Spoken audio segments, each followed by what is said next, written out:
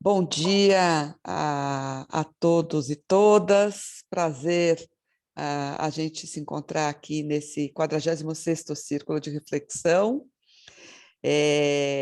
A gente está hoje se aproximando aí de uma conversa muito interessante, porque a gente também está essa semana tendo a abertura do Museu Judaico de São Paulo, então esse momento de poder refletir, né, sobre esse equipamento que está se agregando aos demais equipamentos culturais de São Paulo e poder olhar isso da perspectiva da arquitetura, da história da arquitetura, do diálogo da arquitetura com a identidade, para a gente vai ser aí muito inspirador, né, da gente poder, enfim, se aproximar do museu e celebrar o museu, e também, enfim, pensando nos sentidos que a gente tem dos nossos espaços comunitários, das nossas experiências judaicas na cidade, né? Enfim, prazer a gente estar no nosso Círculo de Novembro, logo mais a gente está fechando 2021. Acho que vamos falar um pouquinho aí sobre o Círculo de Dezembro, que já está pensado, então a gente queria já fazer esse convite para todos vocês. Vou pedir até para o Gabriel fazer esse convite, porque a gente está somando o Círculo de Dezembro a uma outra iniciativa que está acontecendo no Bom Retiro. Então, se o Gabriel quiser contar um pouquinho para a gente já nessa abertura. Vamos lá. Dia 11 de dezembro vai rolar uma confraternização na Casa do Povo com vários coletivos. Então, é aquele dia que a Casa do Povo não funciona fragmentada, mas os vários grupos se encontram e se cruzam, né? E eu estou fazendo parte de um outro grupo que não é da Casa do Povo, tem uma relação ali, mas que se deu a partir de discussões de moradores e trabalhadores do bairro. O nome do grupo chama Bom Retiro ao Mundo, e a gente vai lançar um manifesto. Assim, a gente está agora na formação da identidade desse grupo, quais são os pontos convergentes, o que a gente vê e acredita para o bairro. E nesse dia 11 vai ter um lançamento do manifesto. Então, assim, a gente quer convidar também a todos a participarem, tanto do círculo e com esse evento, uma pequena cerimônia de leitura desse manifesto. Então, a Suzana vai mandar mais informações. O Círculo do dia 11 de dezembro vai ser à tarde, né? A gente vai mandar as informações, ele deve acontecer a partir das 3h30, 4h, e vai ser a nossa primeira experiência de um círculo presencial desde março de 2020. Então, a gente está aí emocionados com a possibilidade da gente fazer um reencontro, evidentemente com os cuidados que a gente segue tomando para a gente continuar todo mundo em saúde e podendo, enfim, se encontrar e seguir juntos as nossas reflexões. Mas a gente está fazendo, então, essa oportunidade de estar com o pessoal da casa e de estar com essa nova iniciativa no Bom Retiro. Então, se já quiserem deixar anotado essa agenda, a gente deve estar se encontrando aí no dia 11 de dezembro, na Casa do Povo, à tarde. Vai ser um prazer, todo mundo que puder estar com a gente experienciar de novo os nossos encontros presenciais. Acho que a gente pode começar, então, com a nossa conversa do dia.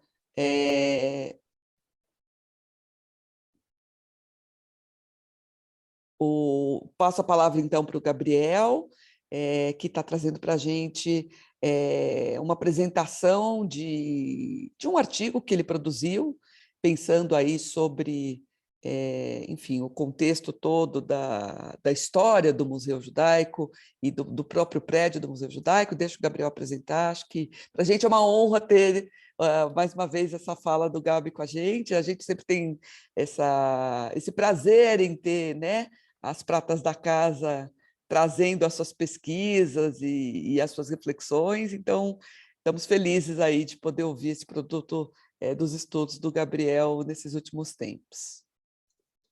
Vamos lá, obrigado, Li. É um prazer falar para vocês, esse público que já é tão próximo, tão íntimo. E vamos lá. Mas acho que para mim é muito simbólico estar apresentando esse círculo antes de começar. E, né, o último presencial foi com meu tio, que está agora num bom lugar, o Zeca, e ele trouxe uma temática aí sobre as artes. Foi um encontro ótimo, lindo. E agora eu retomo falando desse texto é uma pesquisa que eu desenvolvi desde o começo do ano passado. Então eu trabalhei lá no museu em dezembro de 2019, janeiro de 2020, logo antes da pandemia. E foi uma imersão ali, fiquei acho que um mês trabalhando como educador, fazendo algumas vistas de patrimônio. E a partir dali, conversas com a Juliana Portnoy, também que me ajudou muito, me deu muitos toques bacanas nesse artigo. E a partir dessa elaboração, eu escrevi esse artigo. Demorou bastante para escrever e demorou muito para ser publicado, mas foi publicado. Até vou colar aqui o link para quem quiser. Foi publicado ontem, eu consegui, assim, arrumei essa justificativa do nosso encontro, falei, vai ser muito bom falar já com... Travei? Não? Tá. Tudo bem. Acho que vocês congelaram as imagens. Mas que ia ser muito bom falar com esse texto já publicado, né? Já que é uma produção toda aí. E voltando para esse assunto do meu tio, ele leu esse texto. Eu mandei para ele uma primeira versão e ele gostou muito. E então eu dedico essa publicação a ele. E veio falar e agora eu continuo com outro tema que não é das artes plásticas, mas da arquitetura e judaísmo. Vamos lá, então.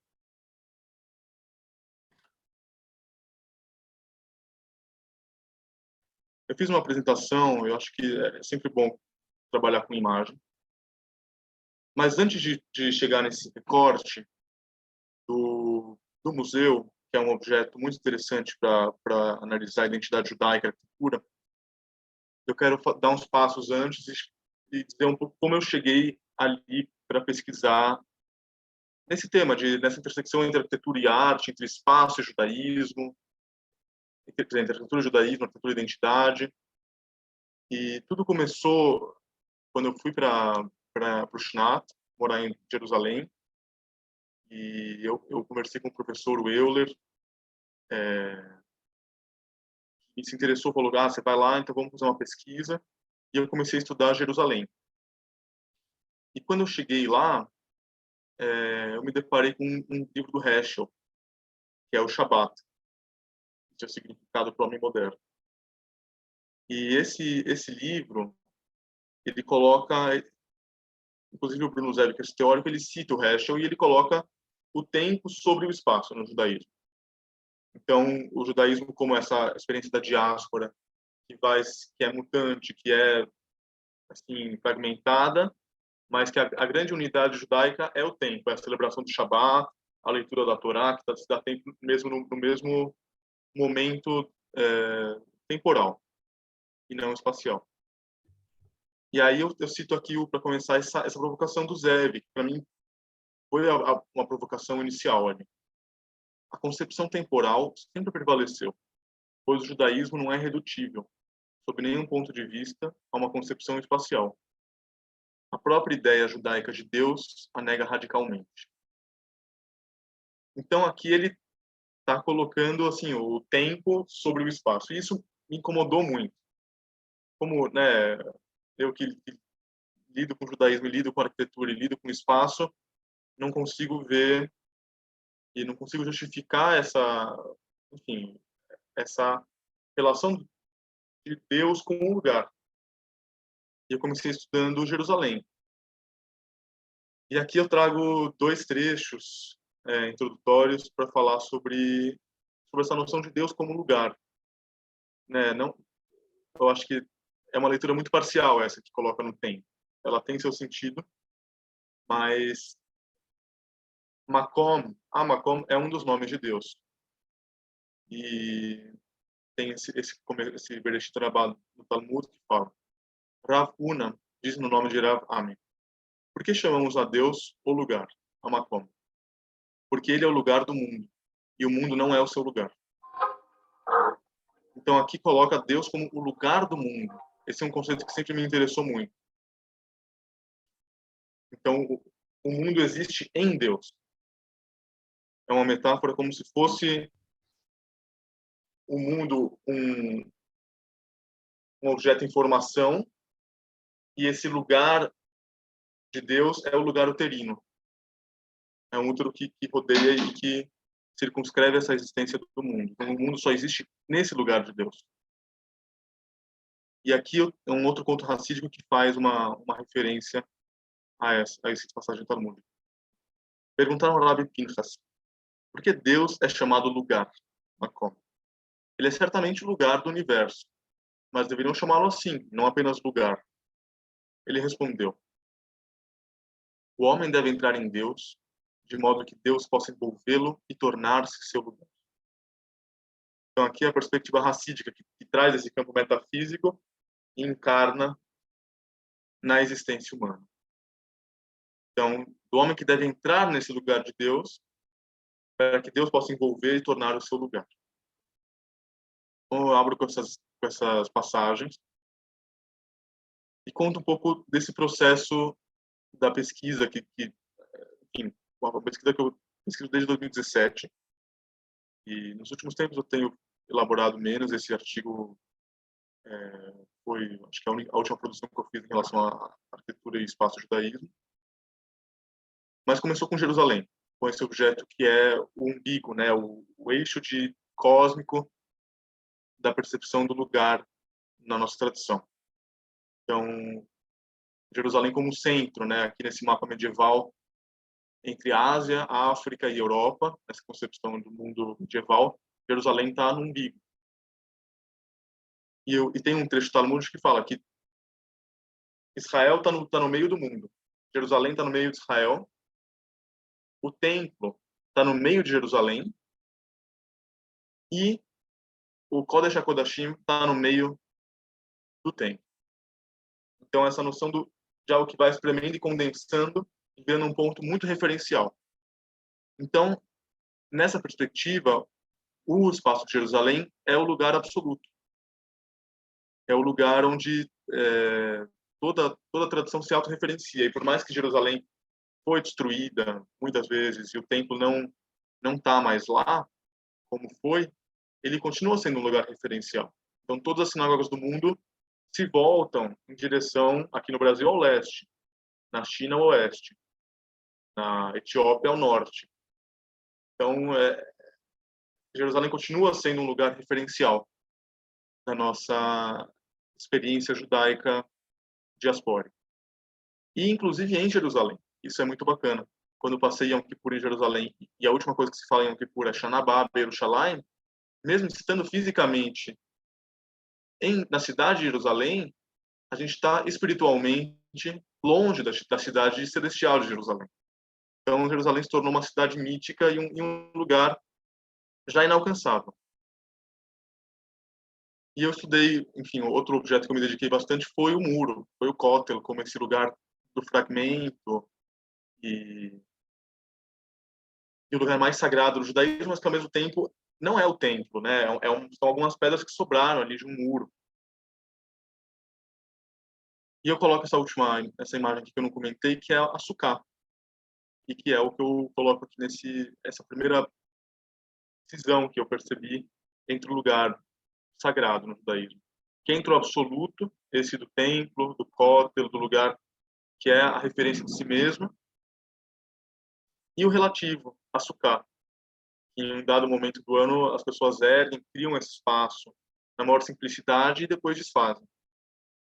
E o que me chama muita atenção e que eu acho que é estruturante para entender o lugar sagrado no judaísmo é a convivência dessas duas realidades simultâneas. Então, eu acho que a imagem que melhor explica isso era a celebração de Sukkot na época do templo. Então, os hebreus, assim, das várias tribos, levavam 2 korbanim, duas oferendas.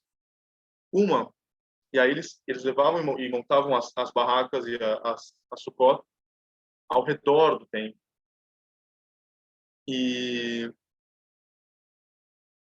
então, imagina essa paisagem de Jerusalém antiga, o templo ali erguido, e as várias tribos, várias pessoas de vários lugares iam lá se encontrar e ficar acampadas em algumas barracas por 7 dias. E eles levavam 2 oferendas. Uma para o templo, como oferenda de expiação, de pecado, e outra para comer com os seus próximos. Então, para comer na Sukkah, com uma pessoa da outra tribo. Então, a pessoa de Zebulun encontrava de Issachar e faziam lá um churrasco, uma celebração. Então, eu acho que essa imagem da Sukkot ali ao redor e do templo, convivendo lado a lado, explica muito bem essa dimensão entre o absoluto e o relativo. Entre o espaço central, que é Jerusalém, que continua existindo, e o nosso espaço aqui na diáspora, que entra nas sinagogas. A sinagoga, o espaço da sinagoga surgiu depois da destruição do primeiro templo, na Babilônia, como um espaço de encontro voltado para as escalas humanas. Então, por mais que existem todas as comunidades têm suas sinagogas, eles continuam convivendo com essa dimensão da Jerusalém espiritual. A gente não, a gente tá, somos assim espalhados, mas a gente não está desenraizado. A diáspora existe a partir de um referencial. E aqui algumas imagens que meu tio selecionou: a sinagoga de Praga, Farnaum, a sinagoga de Veneza, e de como cada uma dessas arquiteturas tem traços próprios e total diálogo com esse espaço fragmentado, esse espaço relativo mesmo, com ordens, cada uma aparece o seu lugar de origem. E aí eu comecei também, aí depois a pesquisa ela caminhou um pouco para cá também. E aí que chega São Paulo. Então essa é a primeira sinagoga de São Paulo, a Keilat Israel, que é a sinagoga que continuou como deu continuidade a essa primeira, o atual memorial da imigração, mas já é um prédio moderno, não é um edifício histórico, é histórico, mas não é um edifício original. E comecei a me interessar por outros objetos, não necessariamente judaicos, como o Templo de Salomão, mas que é impossível a gente não ver algo judaico aí. Então, assim, esse lugar, como toda essa questão que a gente vive hoje da apropriação simbólica, do judeu imaginário, e esse é um outro lugar. E uma outra separação, só para encerrar essa introdução, que eu acho importante para entender um pouco da onde surgiu essa pesquisa, o lugar judaico deixou de ser necessariamente o sagrado. Em dado momento, eu deixei de me interessar exclusivamente pelo espaço sagrado. E comecei a me interessar entre os lugares judaicos, que não necessariamente estão envolvendo religião. Então, aqui eu coloco 2 fotos que eu tirei na feira, aqui no Bom Retiro, e a possibilidade da feira também como ser um lugar judaico, boliviano, coreano, nordestino. E é isso, como é um lugar profano, um lugar comum, mas que traz traços de judaicidade. Tem uma presença. E uma outra pesquisa que eu fiz também foi das polacas. Então, entender os lugares referenciais das polacas no Bom Retiro. Então, isso é uma pesquisa um pouco mais artística, tem um artigo, mas esse lugar que era um imóvel onde elas se reuniam, e essa é uma construção arquitetônica muito linda, que não existe mais, foi demolida no cemitério Chora Menino. E é isso, como as polacas encarnavam bem essa dinâmica entre o sagrado, elas tinham uma dimensão do sagrado, aqui era Tará, o lugar onde o corpo era purificado antes do enterro, e elas tinham cemitérios próprios, porque elas não podiam ser enterradas pela tradição judaica no mesmo cemitério convencional. E aqui é um espaço comum, um espaço onde elas se reuniam para fazer festejos e para fazer reuniões, também como um espaço judaico. Então, ampliando essa cisão assim do que é judaico só aquilo que envolve sacralidade. Também, mas não necessariamente. E aqui eu entro num objeto que deu título a esse encontro, que é do templo, e é o artigo, né? O Templo ao Museu Identidade Judaica e Arquitetura no Templo Betelo, Museu Judaico de São Paulo. Então saiu o artigo, saiu ontem de noite. Eu cliquei o link aqui. Então a minha ideia não é necessariamente falar sobre o artigo inteiro e ficar lendo os tópicos, mas conversar um pouco sobre algumas ideias que eu tive e depois abrir para a gente debater em cima desse objeto ou também dessa discussão que eu introduzi, mais ampla sobre o espaço judaísmo.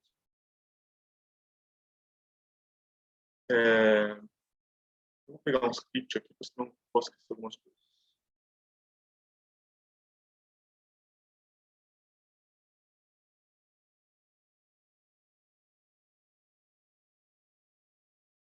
Então, em 1926, judeus de várias origens escolheram esse lugar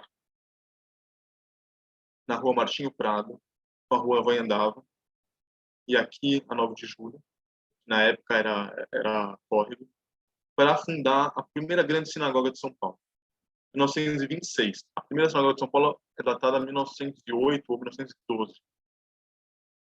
Então, é bem próximo, é bem ali nos primórdios da arquitetura. E as famílias Labin e acho que lá, não sei se é lá pelo Pfeffer, fizeram um concurso entre dois arquitetos, o Gregor Warszawicz, que era um arquiteto moderno, o primeiro introduziu a vanguarda modernista na arquitetônica, na arquitetura daqui do Brasil, e o Samuel Roder, que é um outro arquiteto judeu imigrante, e Warszawicz também judeu, com uma formação das belas artes. Eles fizeram esse concurso com dois projetos, com caráteres muito diferentes, esses dois projetos. E nesse concurso, que também voltou e ele reaparece agora quando vão construir o Museu Judaico, tem uma busca de quem contrata, de qual a imagem judaica, qual é a produção, a forma judaica que eles querem expor para a cidade. Então, eu acho que essa é a chave de leitura que está no convite do Círculo e que eu proponho. A fachada na arquitetura pode ser lida como uma expressão identitária na comunidade. Então, são os fenótipos, aquilo que se vê na rua, se vê no espaço comum e pode ser socializado para além do interior, né? Acho que as dinâmicas dos espaços judaicos costumam ser muito interiorizados, particularizados para dentro, mas para fora também existe isso e é a comunicação justamente da identidade e da arquitetura com a cidade e com a sociedade.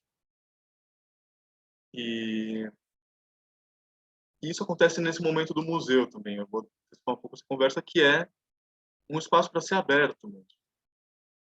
Socializar o que é judaísmo no contexto da cidade de São Paulo. Então, através de uma visão curatorial, através de uma forma arquitetônica, o museu se formou para trazer essas visões judaicas para um público mais amplo. Então, fazer essa passagem entre o sagrado, que era da sinagoga, que é essa que a gente vai falar um pouco da história agora, e do comum, que é a cultura. Não é necessariamente o ritual e a sacralização do espaço. Então, quando eles transformam um templo num museu, a arquitetura ela se esvazia do sentido sagrado e pode ganhar contornos e experiências comuns, experiências culturais, e não necessariamente religiosas. Aqui a gente vê esses dois mapas, acho que é ótimo. Esse é 1930. Então a gente vê que a única edificação aqui era o templo, que é uma área de encosta, né, para o Vale do 9 de Julho. Então esse quarteirão quase não tinha nenhuma construção. E aqui o tecido urbano hoje, com as várias modificações, a Praça Roosevelt, fica muito perto da Praça Roosevelt. O viaduto, que é a continuação do Minhocão, no sentido Zona Leste, também que atravessou esse território, a 9 de Julho. Então está num lugar muito central ali da cidade, e eu ressalto que é fora do Bom Retiro. Então, em 1926, as pessoas escolheram fazer uma sinagoga no centro da cidade, em uma área que era a expansão da cidade. Então, eles compraram esse terreno da companhia City, fazia os loteamentos, a gente vai chegar em umas fotos ali na frente, que mostra que ela é a única construção na paisagem nesse momento. Agora eu vou comentar um pouquinho de cada um dos projetos ali da década de 20. Infelizmente, a gente não tem acesso e conhecimento do projeto do Warszawski para a sinagoga para o Templo Betel. Se desconhece, eu tentei ir atrás com a Miriam, com o acervo do Warszawski, mas não se conhece, e com o museu também não se tem, é uma pena. Mas eu fiz a minha análise da proposição dele a partir de outros projetos de sinagoga que ele criou. Eu, infelizmente, não coloquei o nome aqui, mas acho que esse daqui é um projeto para si. Então, como ele encarna essa volumetria e essa plástica modernista dentro de uma iconografia e dentro de um caldo simbólico judaico. Warshawski, ele dizia sobre a ornamentação que é um detalhe inútil e absurdo, uma imitação cega da técnica da arquitetura clássica. Tudo isso era lógico e belo, mas não é mais. Então, essa visão da vanguarda que rompe e que vai muito totalmente antagônico naquele momento com os ecléticos. São Paulo tem uma arquitetura eclética muito rica, né? A Estação da Luz, a Pinacoteca, o Arquivo, o centro de São Paulo quase inteiro tem muitas arquiteturas ecléticas. Então, quando o Warszawski vem na década de 20 com essa visão da arquitetura moderna, despida de qualquer ornamento, de qualquer tentativa de europeização ou de historização da arquitetura, ele tem uma história que é muito emblemática para explicar isso. A primeira casa modernista, de 1924, 26, ele tem que aprovar o projeto na prefeitura. E a prefeitura, ele manda o desenho, e a prefeitura não aceita o projeto dele porque não tem nenhuma ornamentação, porque é um plano branco. E esse tipo de repertório, uma fachada branca com uma abertura de uma janela e uma porta, sem qualquer guarnição, sem qualquer adorno, sem qualquer ornamento, não foi permitida. Então ele teve que desenhar uma fachada ali para ser aprovada, e na hora que ele estava fazendo a obra, ele falou que não sobrou dinheiro para concluir daquele jeito, e deixou branco. Isso é algo que se repete aqui no caso do museu. Então, o Warszawski, ele traz essa possibilidade para essas famílias que patrocinaram a criação do templo, a possibilidade do judeu imigrante que chega em São Paulo formatar uma identidade judaica moderna sem referenciais do velho mundo, mas a partir de uma identidade judaica despida de qualquer elemento antiquado e que remetesse a esse velho modo da vida, mas encontrasse esse novo lugar do Brasil como uma possibilidade de criação de uma nova identidade. Mas, ao mesmo tempo, a gente vê que a arquitetura dele tem elementos judaicos, e eu acho que é interessante ressaltar isso. Né? nesse formato. Aqui uma ornamentação muito simples, mas nas tábuas da lei, uma cúpula, aqui um baixo relevo com letras hebraicas, com uma menorá. Então, por mais que é uma ressignificação do simbolismo e dos signos na arquitetura, ele conseguiu adequar esses signos e ícones judaicos para a semântica moderna. Então, também tinha uma busca ali de não fazer uma arquitetura só branca e sem caráter, mas também de incluir elementos judaicos dentro de uma arquitetura com essa roupagem moderna. Outra vertente que foi construída foi de uma arquitetura neo-bizantina. Então, o Templo Betel, ele segue esse estilo, que é uma releitura da arquitetura bizantina. Isso foi um modismo na época, na década de 20. Alfred Alschucher, ele escreveu, é um arquiteto norte-americano, que escreveu a seguinte frase, ele também se usava desse estilo.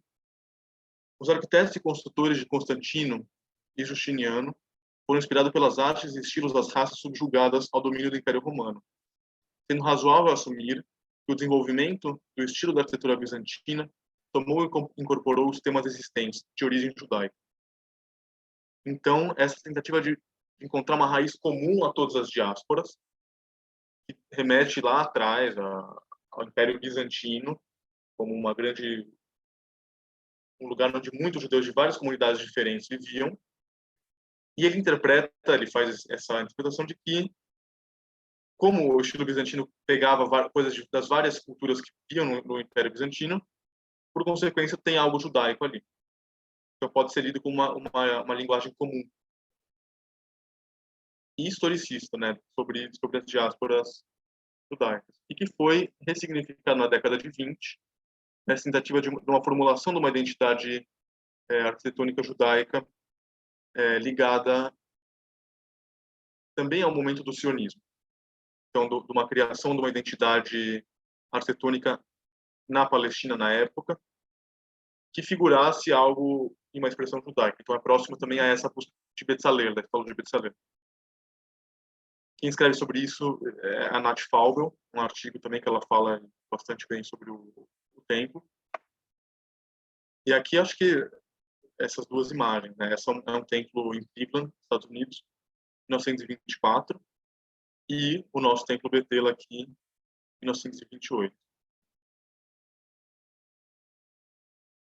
E aqui acho que tem essa grande mensagem que é diferente nunca foi uma sinagoga para ser um reduto do Shtetl, sabe, um shiur, era para ser uma grande sinagoga, um templo mesmo.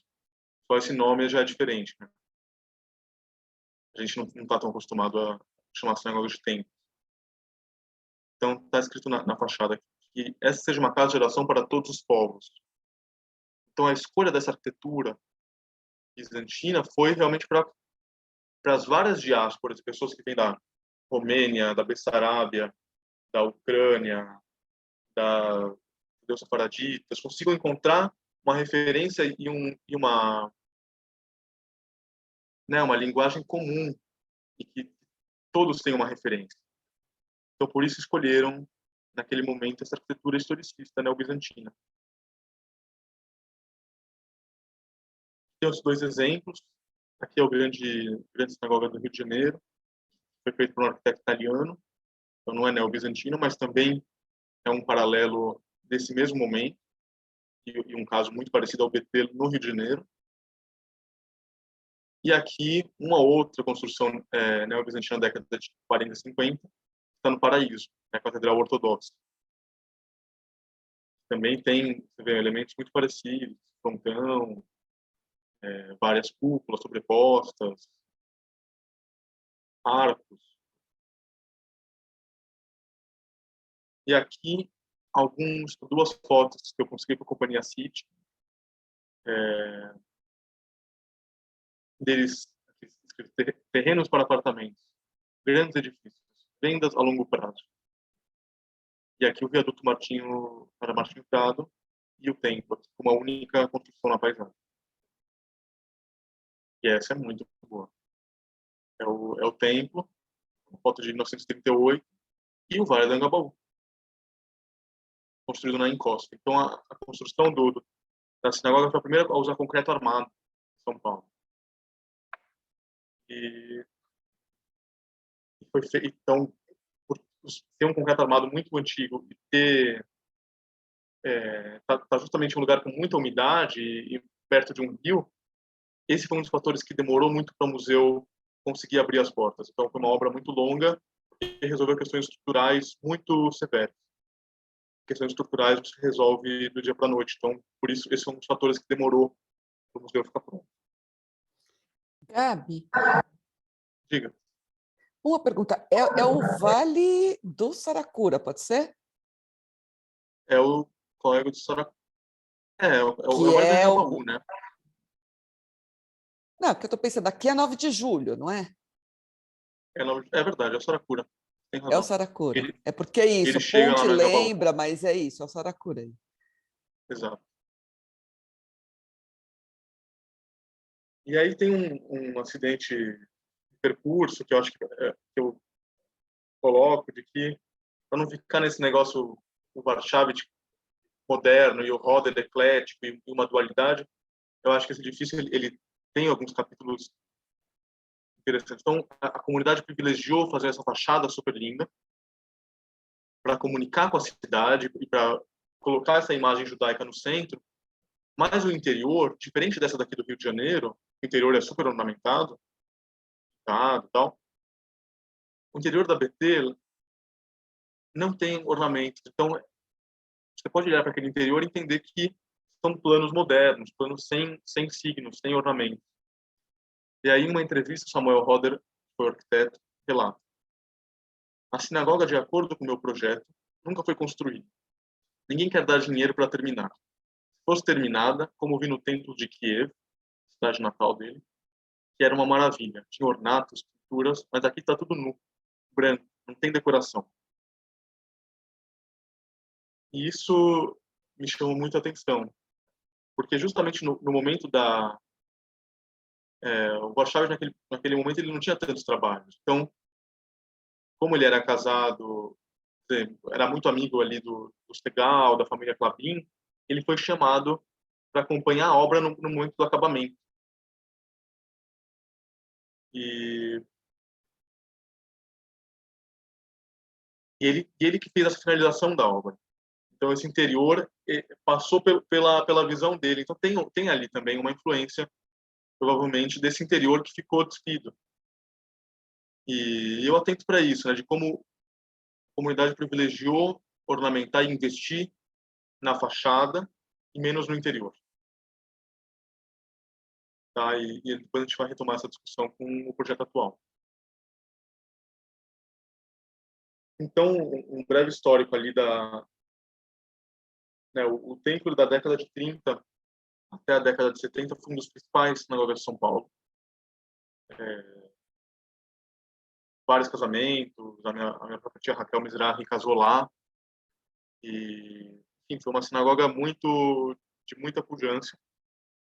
Mas assim como o Bom Retiro, a partir da década de 70, e assim como o centro inteiro, rolou a diáspora judaica do centro de São Paulo para outros bairros e outras regiões. São as várias regiões que nós vivemos hoje. E a sinagoga, desde a década de 70, foi minguando e deteriorando. Então, muitos anos e décadas de uso contínuo foram deteriorando a arquitetura, sem grandes critérios de restauro, reformas não muito assertivas. Em 2013, a edificação foi tombada em nível municipal, e a justificativa do tombamento foi porque existia uma busca de uma identidade judaica, de uma linguagem judaica na arquitetura. Essa era a lateral, para o nível da 9 de julho. E aqui a gente começa a entrar no projeto atual, que é o objeto dessa relação com o edifício antigo para sediar o novo museu. Aqui era um terreno, que a gente vê, era um terreno que do outro lado da rua, do outro lado da avenida, tem uma escadaria, e aqui não construíram uma escadaria. Então, ficou um terreno vago, que era um quintal da sinagoga, e que o museu conseguiu como comodato, um empréstimo de longa data, para usar desse terreno para fazer um anexo de circulação. Então, aqui a gente vê bem a estrutura, então é uma estrutura anexa ao templo, para que consiga viabilizar, por exemplo, elevador, algo que na década de 20 não tinha, enfim, outros espaços servidores desse lugar dos vários níveis do templo, que são onde tem hoje em dia a gente vai ver semana que vem, vai abrir as exposições. Então foi realizado um concurso com vários escritórios, e o projeto selecionado foi da Bote Rubin, que é um escritório que constrói muita arquitetura corporativa, inclusive o edifício do Google, ali na Faria Lima, aquele edifício que faz um recorte ali faz um recorte para ter aquela casa bandeirista na Faria Lima. Então, a justificativa, e aí eu começo a observar esse elemento da fachada de vidro como a marca mais significativa e mais reveladora sobre essa intervenção atual. Então, o arquiteto ele diz: a fachada de vidro funcionaria como uma grande vitrine da cultura judaica. Será uma referência urbana para o centro de São Paulo. Então, aqui são as imagens de projeto, os renders, né, as imagens produzidas. E aqui o construído. Então, na minha análise, eu coloco em questão mesmo se essa possibilidade do ver interior realmente aconteceu, ou se não ficou algo difundido, né, com essa fachada que mais espelha o exterior e que permite qualquer visibilidade do interior. E aí tem uma frase que o Guilherme Wisnik ele cita do Benjamin, no livro. Estou tirando porque eu não consigo ler a primeira linha. É um livro Dentro do Nevoeiro. Ele diz: segundo Benjamin, o vidro é inimigo do mistério e da propriedade. Mas se o vidro tem a propriedade transgressiva de desencantar o mundo e horizontalizar as relações sociais, ele é também, por outro lado, ainda segundo Benjamin, a encarnação de uma nova pobreza, que o homem ostenta através da transparência total a sua libertação final de toda a experiência. E aqui eu coloco a experiência como a identidade.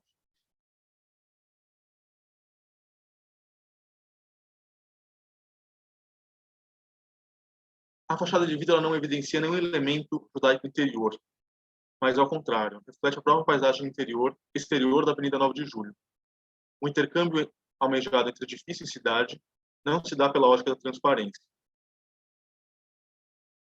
E aí eu acho que a impressão que gera para quem passa no 9 de Julho é essa: você vê um edifício que ele encobre a vista do edifício histórico tombado. Ele é tombado nos níveis superiores, para baixo que não é tombado. Então, eles conseguiram fazer essa intervenção, sem problemas com os departamentos de patrimônio. Mas, ao mesmo tempo, quem passa aqui, e é esse questionamento que eu faço para vocês: qual a imagem judaica que se vê nesse vídeo? Existe alguma identificação com o judaísmo nessa arquitetura, ou ela se difunde na paisagem? E aí eu trago uma frase de 1925 do Lewis Mumford que pergunta, que ele coloca justamente esse questionamento: quais foram as fontes tradicionais da cultura judaica? Até que ponto elas podem ser utilizadas em nosso tempo? E se a sinagoga ou museu deve estar em harmonia com os edifícios do seu entorno, ou deve destacar-se proclamando a individualidade cultural da comunidade judaica? E esse questionamento é muito bom, porque é um questionamento que nós como judeus e como ou não judeus também estão assistindo aqui, a gente se coloca: quanto nós mostramos ser judeus no espaço público ou quanto isso se reserva à nossa dinâmica privada, nossa dinâmica interior da casa. Então, no final das contas, a minha reflexão que eu trouxe, aí, acho que já falei bastante, é de que esse projeto ele tem uma raiz na Haskalah, no judaísmo da emancipação. Então, os elementos judaicos estão no interior, estão na expografia, está na coleção do acervo judaico, mas como a intervenção contemporânea não revela algo de judaico. Então, remete a essa emancipação judaica de ser judeu dentro de casa e na rua ser como os outros. Então, quando a gente passa pela 9 de julho e vê essa fachada, a gente pode confundir esse prédio como um outro edifício, com um prédio empresarial, não necessariamente um museu judaico. E é uma escolha, e tudo bem isso também. Então, aqui eu coloco essa postura, essa justa posição de tempos que, na minha visão, não estão bem amarrados. Né? Um edifício que não referencia e que não trabalha com o que já existia antes. Com o rico vocabulário que esse prédio do Samuel Roder tem. Mas cria algo, assim, um bloco novo, totalmente diferente. E eles tentam, por meio dessa neutralidade, né, de um edifício que é neutro, para não interferir com essa arquitetura que já existia. Mas eu também tensiono isso, assim, o quanto existe neutralidade, o quanto uma intervenção sempre é assertiva e sempre se pauta com alguns significados. Então, o neutro nunca existe no campo da estética, sempre traz uma dimensão ou um discurso implícito, e para mim, a leitura desse discurso é um discurso do judeu moderno. E aqui, para terminar, eu trago alguns outros exemplos de arquiteturas judaicas contemporâneas. Então, esse aqui é o Ning Cultural, que a gente conhece, e que trabalham o judaísmo de outras maneiras, sejam mais iconográficas, por meio da Torá, sejam mais, às vezes, mais conceituais ou históricas. Então, olha como essa justaposição é interessante entre um muro que remete às paredes de Jerusalém, aqui com as letras, e um bloco moderno dentro. Né? É uma costura bem amarrada aí. Ou essa outra justaposição entre o Museu Judaico de Berlim, também era um edifício histórico, e a criação de algo que não é nada neutro, muito pelo contrário, é desconstrutivista, trabalha a identidade judaica através do percurso trêmulo, do percurso incerto, de curvas, de becos, de experiências da diáspora judaica, que é o Museu do Holocausto, né? Trabalha com essa questão que está em Berlim. E aqui essa plástica que ele coloca, ele faz inspirado na especialidade da Sukkah, do Daniel Libeskind, essa cobertura que meio que desconstrói a Magen David. Então, através dessas linhas. Então, existe uma busca de uma identidade judaica. E esse é um projeto que é super recente, mas acho que é um que eu mais assim, achei lindo. Esse é bem historicista, mas ao mesmo tempo muito contemporâneo. É uma sinagoga em Babin Yar, na Ucrânia. Acho que eu não tenho grandes coisas para dizer sobre isso, mas acho que a imagem diz muito. E para finalizar, eu trago esse questionamento assim, de o que existe entre isso daqui e o Templo de Salomão, no Brás. Eu acho que são dois opostos e diametralmente opostos. Um trabalha a identidade judaica através da diluição da identidade no sentido moderno, e dilui tanto a identidade judaica, não tem tão poucos traços judaicos, que não se percebe que ela se dilui. E outro que é, às vezes, mais ligado à ortodoxia, ou, nesse caso do templo, aos neopentecostais, que é o aprisionamento e o afogamento da identidade judaica em uma imagem fixa e imóvel. no caso de uma reprodução do tempo, como se nós hoje não pudéssemos criar outros significados, tivéssemos sempre que fazer aquilo que está escrito na Torá. E eu acho que a arte judaica, de modo geral, está entre esses dois polos. Casos que existe uma relação iconográfica, uma relação histórica, uma relação simbólica com o judaísmo, textual, ou casos que Modigliani, por exemplo, que ele era só judeu. E aí a gente questiona se a arte Modigliani é uma arte judaica. E é aquilo que a gente trabalhou lá, ali com meu tio. E para finalizar, só esse poema também. Você lê, Su? Posso ler. Dentro do Museu Novo em Folha, uma sinagoga antiga. Dentro da sinagoga, eu.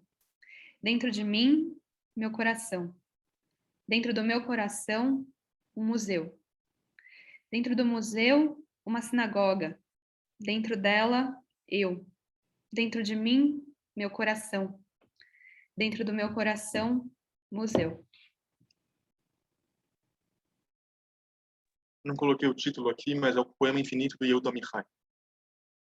E ele cabe muito, ele é sobre o Museu de Israel, e tem 4 sinagogas transplantadas ali dentro desse museu. E quando abriu esse museu novo em folha, ali em Jerusalém, ele escreveu esse poema.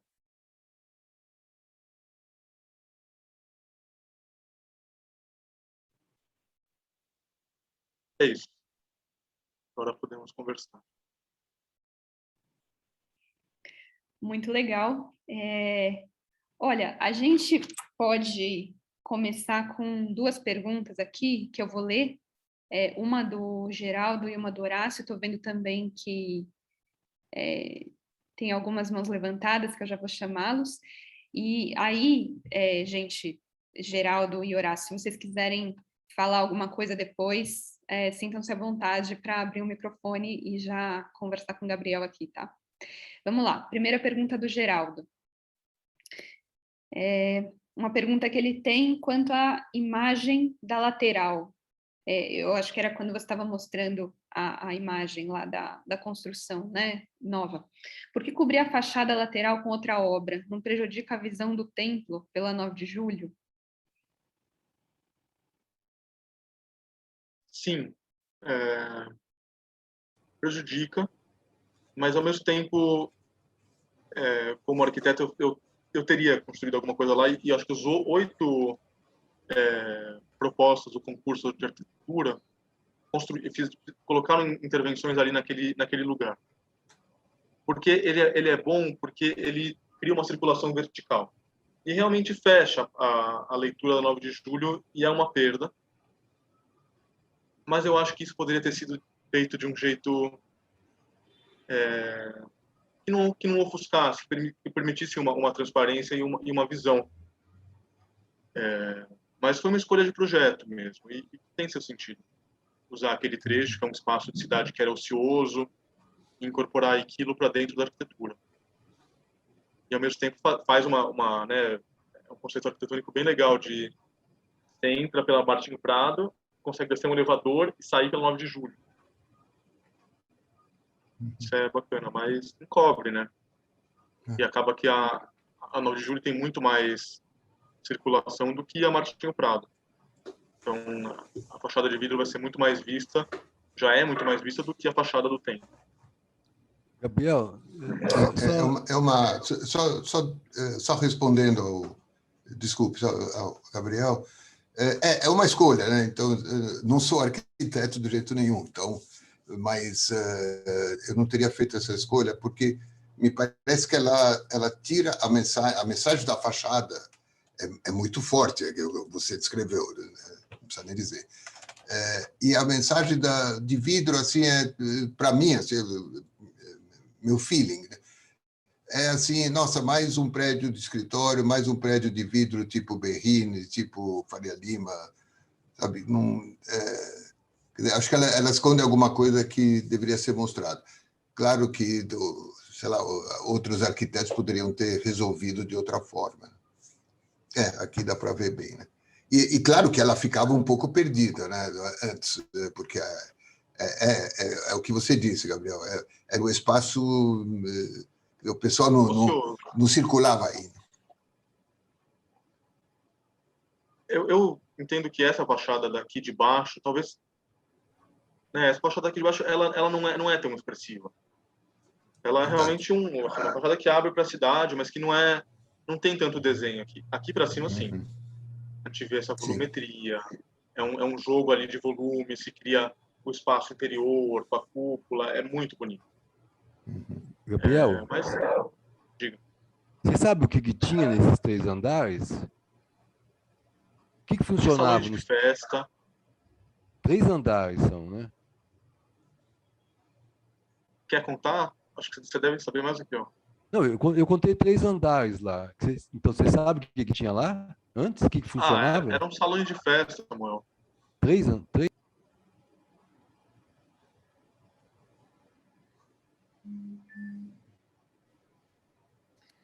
Bom, se ninguém quiser falar mais nada sobre esse assunto, eu vou ler a próxima pergunta do Horácio. Quem decidiu fazer o anexo ambientado no ambiente externo e não judaico?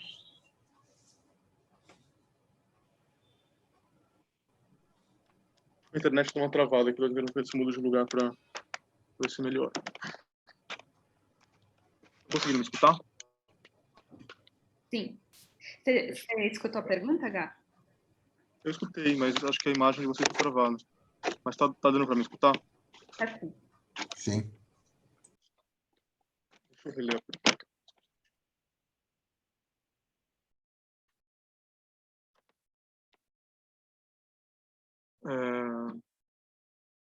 Então, foram 8 projetos de escritórios variados, e, inclusive o Loeb, que fez o projeto da Unix Cultural, do Centro de Cultura Judaica, o Brasil Arquitetura, que fez o projeto da Shalom. Eu não tive acesso a esses projetos, eu tenho interesse ainda de ver. Mas dentre esses 8 projetos, os 8 escolheram fazer uma intervenção ali nesse anexo e usar esse terreno, então enfim, teria algo ali de qualquer jeito. Mas a comissão do museu escolheu esse projeto da Bote Rubim. Então, assim como ali os industriais da década de 20 escolheram o projeto do Roder, e isso tem uma visão e uma formação de uma imagem judaica, o museu, em 2010, 2011, escolheu esse projeto para ser aprovado, para construir ele a partir, em relação a 8 mais, e não só 2, como era na década de 20. Mas agora é isso, se é não judaico, é essa pergunta, assim. É judaico porque é um museu judaico, mas ele não traz grandes signos e grandes elementos que apontem para essa percepção, né?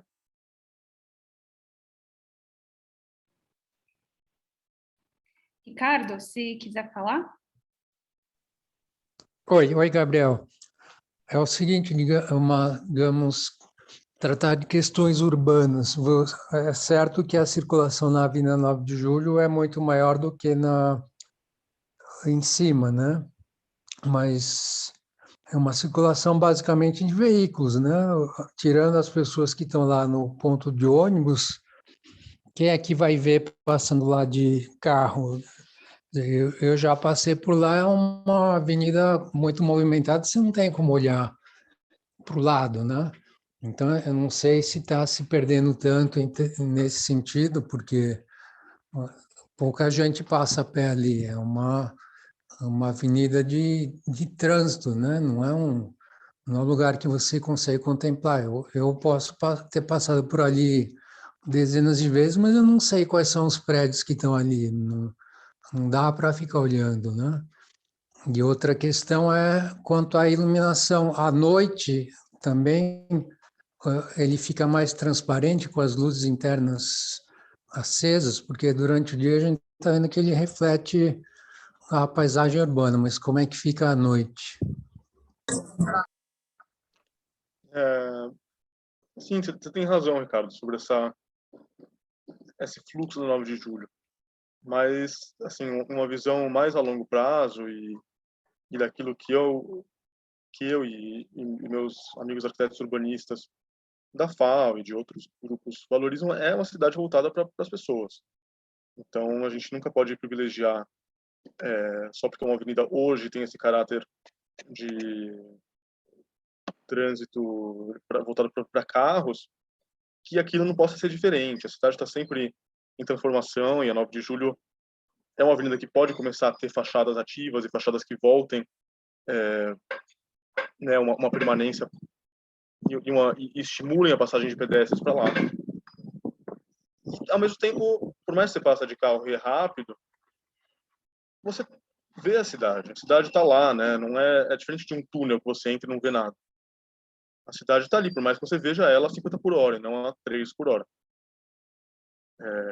Sobre essa questão de noite, eu acho que é onde tem a maior possibilidade de trazer imagens judaicas, inclusive o Aryeh Wagner, que é um artista que pinta de arte judaica, ele tem um artista naif, pesquisador também, ele é antropólogo. Ele fez um mural muito bacana ali na Empena e traz imagens judaicas interessantíssimas. Mas é isso, acho que de noite eu tenho a impressão de que vai dar para ver. Mas de dia você passa lá na frente e não consegue ver o mural do lado de fora, porque é vidro espelhado. Não é um vidro que é transparente, você não consegue ver o que está acontecendo dentro. Mas do lado de dentro é muito interessante. Do lado de dentro você vê a cidade ali, num plano de vidro bem interessante. Mas é essa inversão, né, de como ali atrás os imigrantes escolheram privilegiar o lado de fora e hoje no museu talvez o lado de dentro, talvez a expografia, a coleção, essa visão da cidade do lado de dentro. Então é uma narrativa antagônica.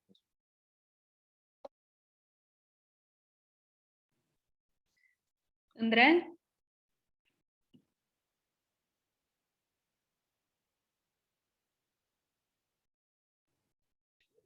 Desculpa, só para... Estou no celular hoje e tentando... Eu acho que está dando para ver, né? É isso, desculpa. Bom, primeiro, enfim, queria dar os parabéns ao Gabriel. É uma apresentação belíssima, emocionante, enfim. E eu tenho alguns comentários. Primeira questão, acho que alguém perguntou a respeito dos, acho que o Samuel, né? A respeito dos 3 andares. Se eu não me engano, tem um nível onde ficam os homens, um nível onde ficam as mulheres e o nível que seria o salão de festas, talvez o inferior.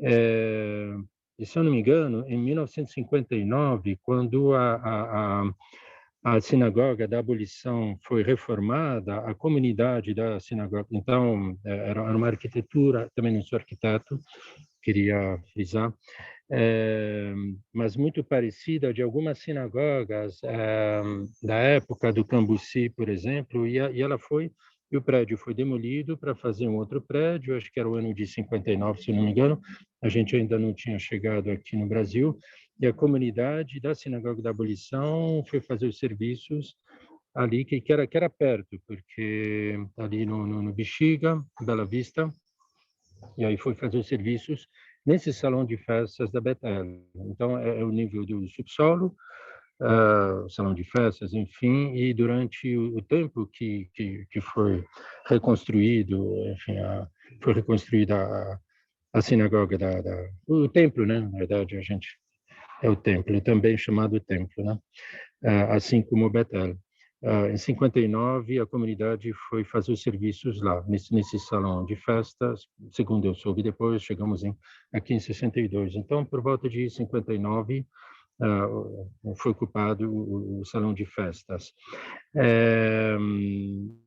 Uma coisa que eu queria comentar, é um comentário, eu tenho um trabalho de documentação sobre as sinagogas no começo dos anos 90, documentação fotográfica, eu sou fotojornalista. por volta de 40 sinagogas. Eu tinha algumas datas assim, na memória. 1912, a sinagoga da Rua da Graça. 1917 seria o Betel, talvez fosse o nascimento da comunidade, né? Então, a da Graça seria, em princípio, a primeira, o Betel, a segunda da cidade, e a abolição, em 1924, a terceira, a primeira, Sefaradi. Parece que em 1918 seria anterior da Graça, seria da Rua Prates, a sinagoga da vila, o Shil da vila, enfim, mas eles não teriam essa documentação. Eu achei curioso a Betel com essa data que eu tinha na memória, 1917, 2017, o Gabriel começa a, enfim, fazer essa pesquisa no centenário talvez do início dessa comunidade. Alguns comentários rápidos também, não quero exagerar, já falo muito já de...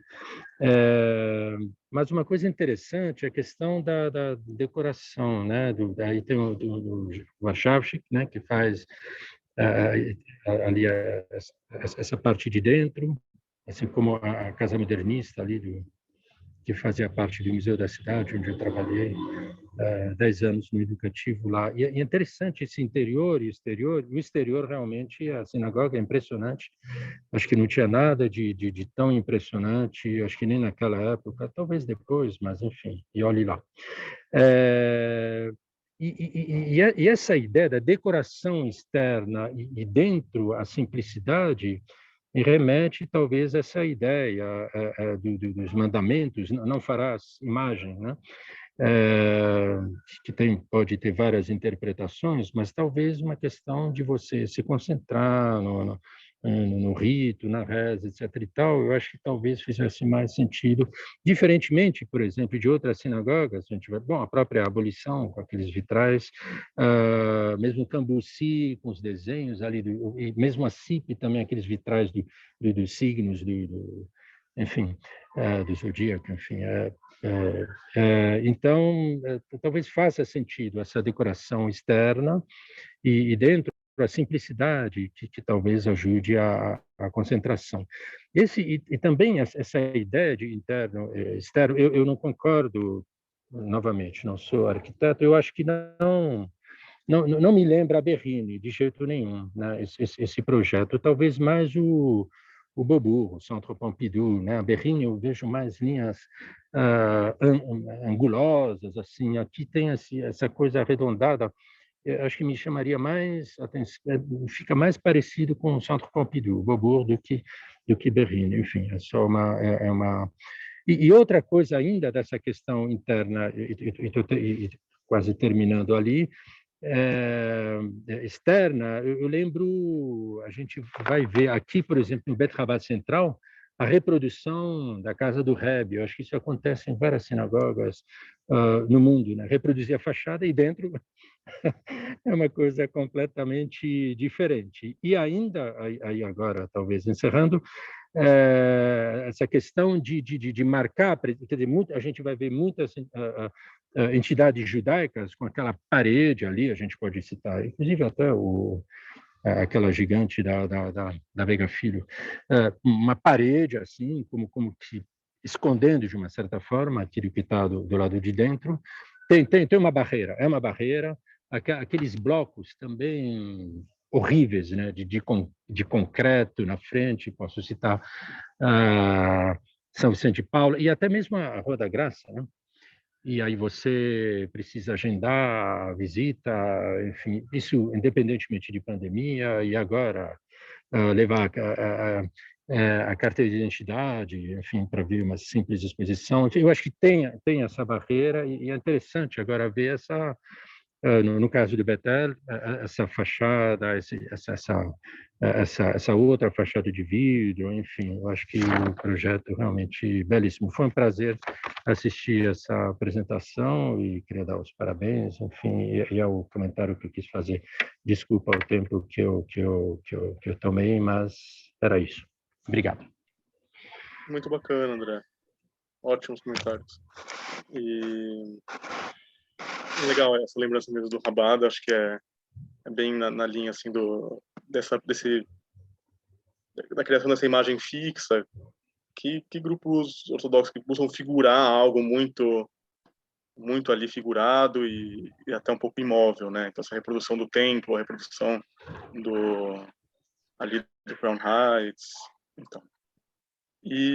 Mas eu questiono isso, assim, de se essa visão de que o interior não tem imagens, o judaísmo não tem imagens, eu acho que é um pouco simplifica essa questão. A imagem não é necessariamente figuração, tá? Acho que imagem nunca é assim que nem é o estilo do Cambuci, né? Essa obra do Cambuci. Mas sempre se cria uma imagem. E o judaísmo sempre lida com isso, né? A gente está sempre produzindo imagens judaicas sobre nós mesmos. A arte judaica, por mais que não cria ídolos, mas cria os utensílios, faz uma boa bimá. Assim, a bimá ali de dentro do Betel é muito bonita. Enfim, cria objetos que vão estar expostos ali nos museus que são imagens judaicas.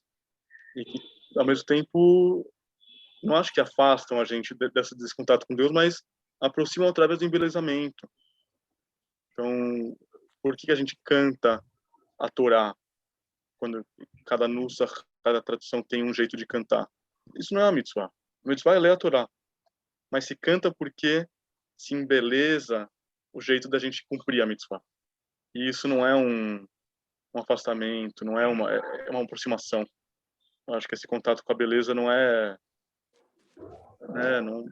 nunca tem que ser visto nessa lógica. A gente tem que construir essa dimensão do belo porque ela nos aproxima do espiritual.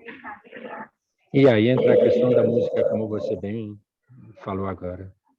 Também, né? A gente canta Shirachirim, enfim, podemos... É por isso que eu questiono um pouco esse discurso moderno do minimalismo pelo minimalismo e de que isso é o jeito a via mais direta para expressar. Acho que não, é um pouco simplista. Talvez seja exatamente o contrário, né? Vai saber. Não, a elaboração, é elaborar imagens interessantes. Imagens que não são nem minimalistas e pobres e nem assim, fixas e rígidas. Eu acho que é isso que a gente trabalha, os arquitetos, os artistas, na confecção de imagens interessantes e que tragam consigo reflexões e visões críticas. André, só uma coisa. André, são 3 Sim. níveis, 3 andares abaixo da sinagoga. Desculpa. Além da parte das mulheres, além do nível da sinagoga, são mais 3 andares. Desculpa, eu não sabia, não entendi direito, então, desculpa. Eu acho que, naquela hora que você perguntou, Samuel, desculpa, eu acho que eu travei e agora mudei de lugar, tá melhor. Eu não sei exatamente o que tinha em cada um dos níveis. Eu sei que um deles era um salão de festas e provavelmente, eu sei que talvez alguma trumá, por ter muito espaço, acho que tinham algumas atividades ali da juventude e talvez parte administrativa, né? Depósitos, enfim. Quando tem espaço, as pessoas sempre ocupam, né? Alguma coisa. Não, eu frequentava a sinagoga, mas eu nunca desci, nunca soube o que tem embaixo.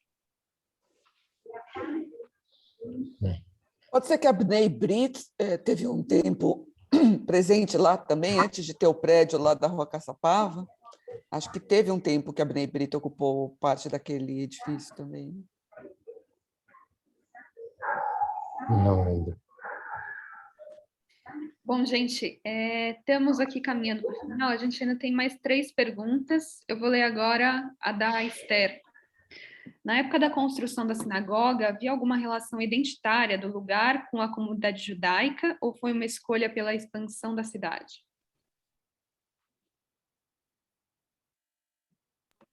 Boa pergunta. Mas é isso, tipo, o primeiro judeu que chegou em São Paulo, ele foi escolher um lugar para construir sua casa, construir sua sinagoga. O lugar não tinha nada inerentemente judaico. Eu acho que essa dimensão judaica do lugar, ela se cria a partir da ocupação e da relação da vida judaica e da experiência judaica com a urbanidade. A partir do momento que ali eu acho que não tinha nada, tinha a Igreja da Consolação, outras religiosidades, tá? Mas aquela foto da Companhia City você vê bem que era um lugar de expansão da cidade. mas eu acho que isso é um objeto legal para dizer sobre a identidade desses judeus que construíram. Era uma identidade mais expansiva e menos retraída, né? Isso em si já diz alguma coisa também, né? Do imaginário da ideia da construção. Pode ser, não? Eu tenho uma informação. Eu não sei qual é a data do prédio, mas a sinagoga judia húngara fica a uma quadra dela. Também não sei qual a data, nem sei por quê. Mas também tem isso do...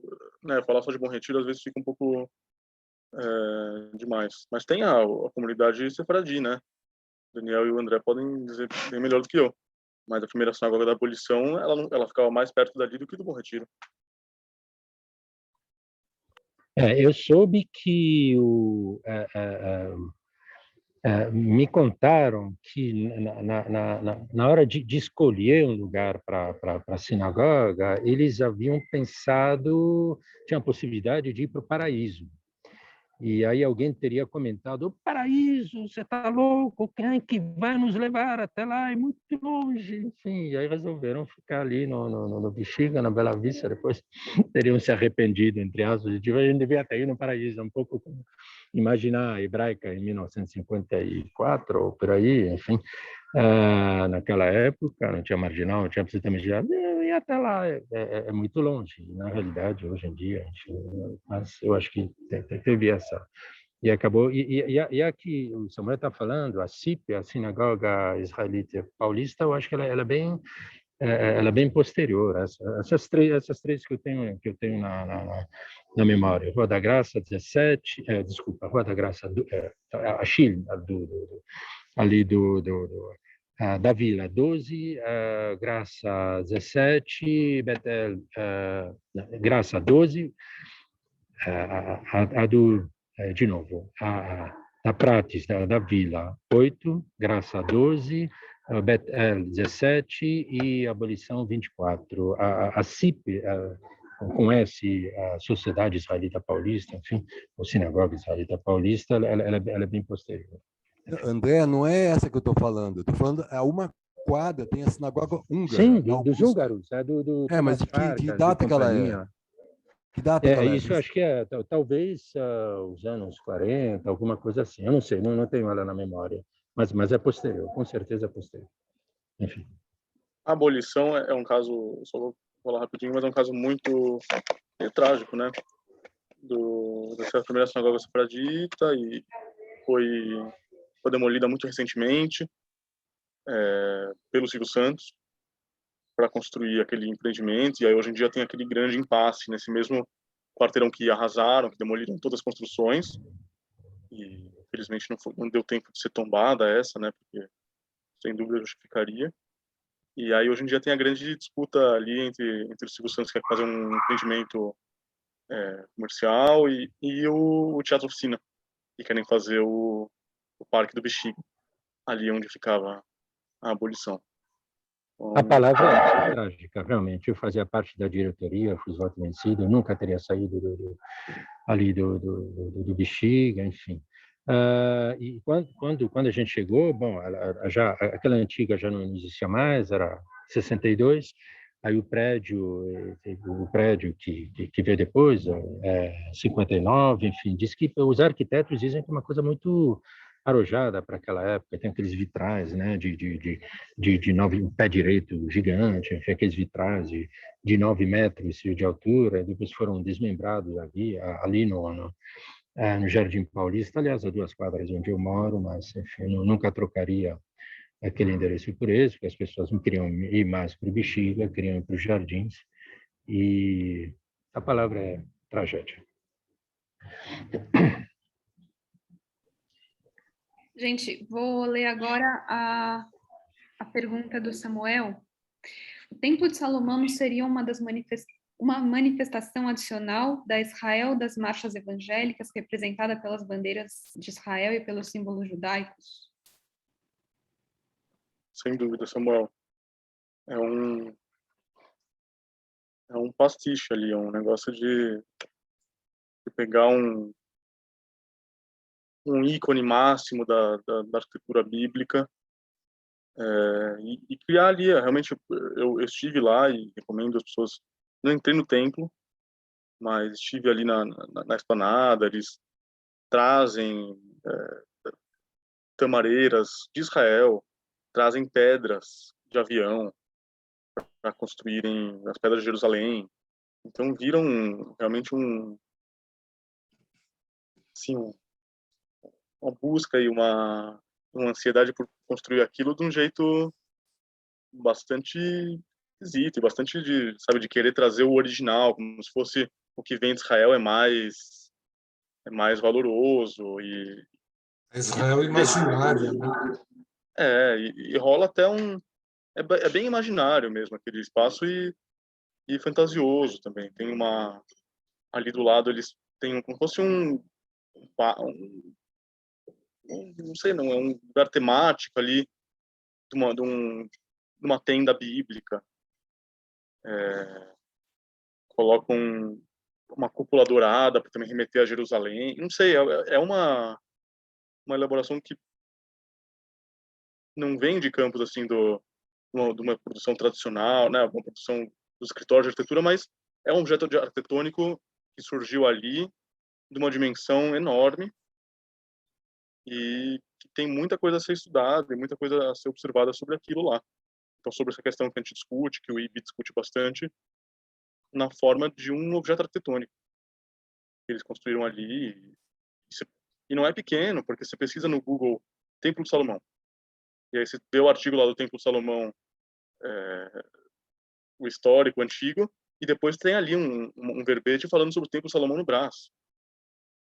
Então, realmente, ninguém nunca ousou fazer isso nos tempos É uma modernos. quadra, acho. Ele usa uma quadra inteira.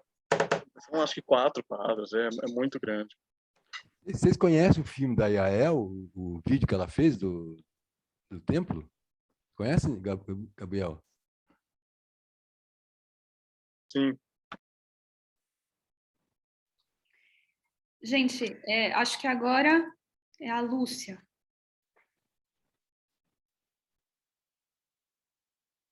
Bom, o que tem lá no Templo de Salomão, primeiro tem um corban e tem uma tenda beduína, né? Eles têm até bom, eu fui com um grupo, foi o Rogério, ele foi explicando, tudo foi legal, mas é bizarro, né, aquele templo. Sobre os andares do Betel, teve uma época que teve o grupo universitário também, além de ter a Bnei Brit, o grupo universitário, foi depósito do acervo da Federação de Guarda, era um depósito de todas as instituições, teve bastante coisa.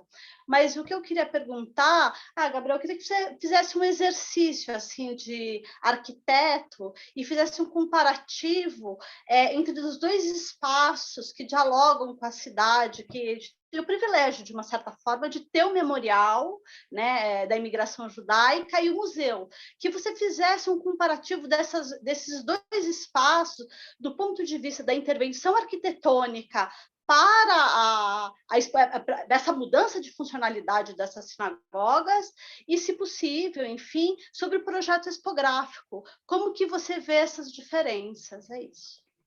Maravilhoso, gostei muito de tudo. Que bom, Lúcia, fico muito feliz que você curtiu. E muito boa, acho que eu já refleti muito sobre isso, sobre a diferença desses dois espaços na representatividade judaica na cidade. E realmente o museu fez uma intervenção muito mais estrutural, mexeu muito, assim, criou um edifício anexo.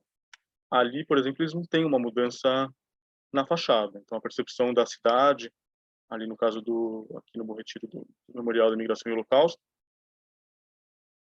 permanece quase a mesma. Então, lá dentro, eles mudam, e eu acho que eu acho que é bom a circulação, assim, tem um elevador, e conseguir implantar bem, a sinagoga continua sendo aquela ambiência de Anso, que também eles fizeram no Betelo. Mas aí acho que muda e que é muito oposto é a visão expográfica, a visão museológica. Uma é mais tradicional e realmente parte é comandado pela ortodoxia, então essa visão judaica mais né, que ao mesmo tempo que funda essa perspectiva da imigração, ao mesmo tempo coloca como, né, uma causa-consequência a Shoah. Então é uma narrativa bem mais usual, que a gente já conhece tanto das escolas judaicas e que hoje em dia é revista, e eu acho que a curadoria do Museu Judaico é feita por pessoas muito sérias, pessoas muito que dialogam com o estudo acadêmico, que dialogam com as discussões que são feitas em outros países, em outros museus judaicos, não tentam criar um negócio a partir do zero. E nesse caso, eu acho que é mais rico em significados. Então, exposições que não necessariamente têm a ver com costumes e ciclos do judaísmo, exposições de arte, de artistas judeus, de artistas não judeus, de figuras que, sei lá, ainda não abriram, mas sobre figuras judias ao longo da história, uma abordagem um pouco mais acessível, né, e menos voltada para a liturgia. Mas eu acho que cabem, os dois cabem. O que eu acho que é uma pena, e que eu comparo, né, o espaço da Casa do Povo com o da imigração, eu já levei grupos no Memorial da Imigração muitas vezes. Grupos de jovens e tal.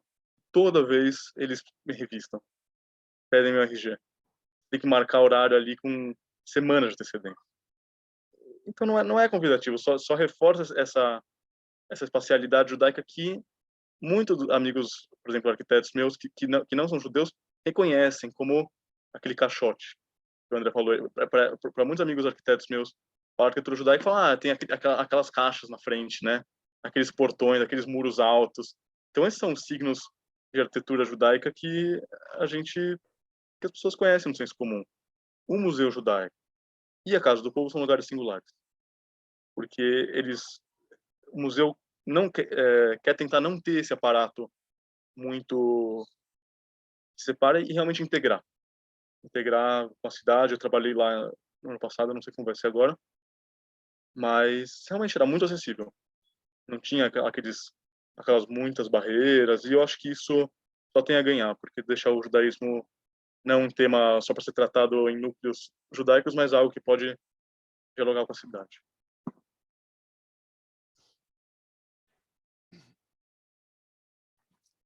Gente, acho que a gente logo mais está terminando.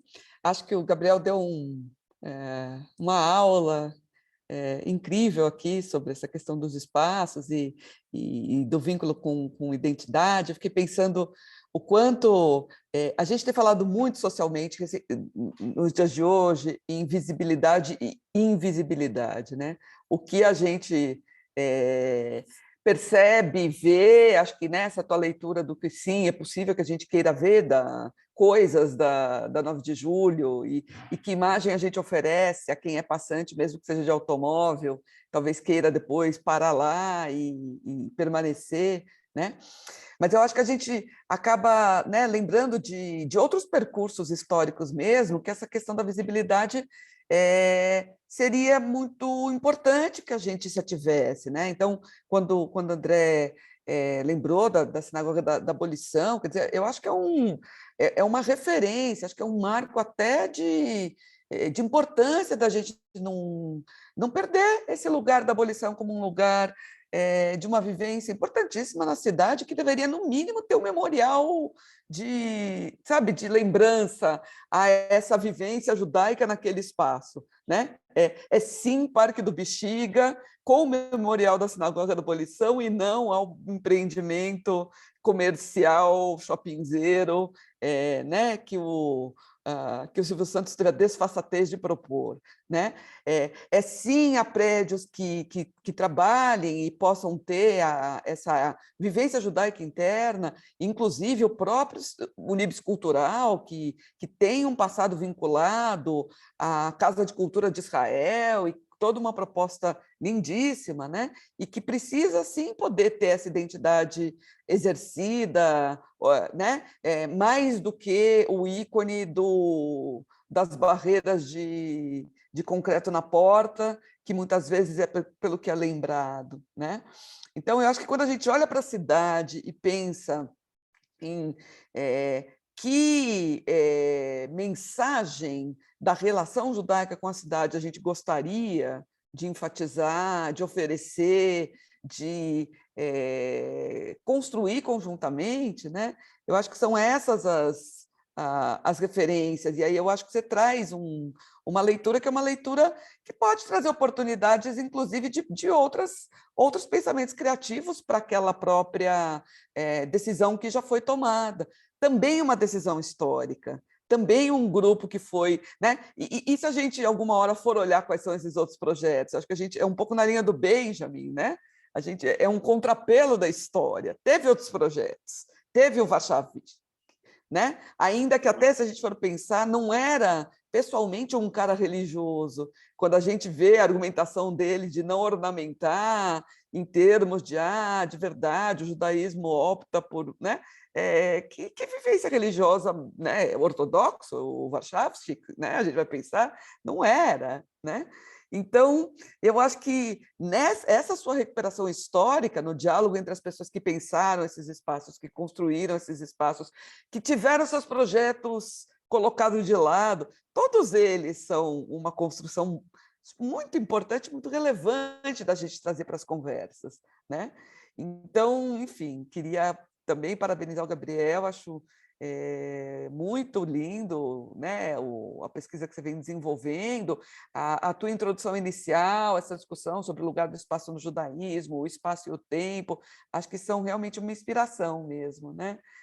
E acho que é um tempo para a gente olhar para esse momento de abertura, né, desse novo espaço. A gente tem aí a inauguração do museu, está marcada para o dia 5, acho que tem uma perspectiva da gente fazer reservas de ingresso, é isso, Suzana? Eu não sei como que eles estão trabalhando com essa recepção lá. Isso mesmo, eu vou mandar esse link para reserva via newsletter para vocês acessarem, tá? Vai ser no dia 5, ao longo do dia, e aí a reserva é por esse link. Visitem, eu acho que vai ser muito bacana revisitar esse lugar a partir desses estudos, e com certeza vai ser um lugar maravilhoso para a nossa cidade, para a nossa comunidade.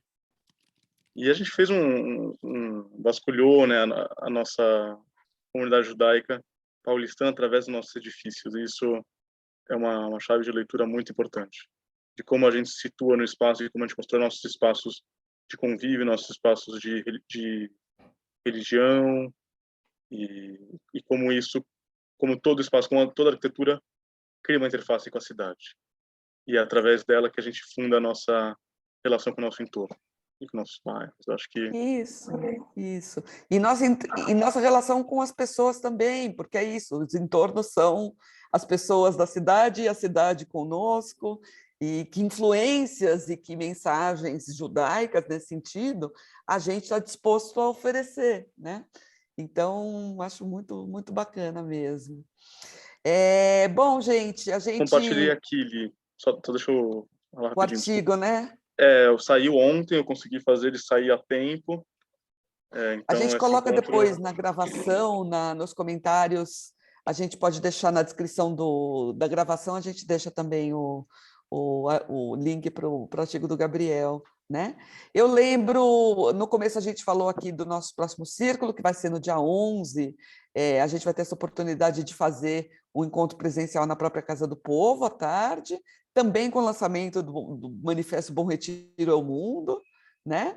E bom, Hanukkah, estamos chegando em Hanukkah, desejo a todos e todas aí época de luzes, e que essas luzes nos ajudem a seguir fazendo coisas interessantes e trazendo para o nosso país, para a nossa cidade, forças do bem, para a gente sair dessa pandemia de vez e melhorar o clima das relações políticas e das coisas que a gente pode construir para todas as pessoas, né? Estamos precisando dessas luzes e dessas energias para passar esses momentos muito difíceis que a gente tem visto aqui em todos os outros lugares também. Mas acho que Hanukkah é inspiração e a inauguração do museu é inspiração.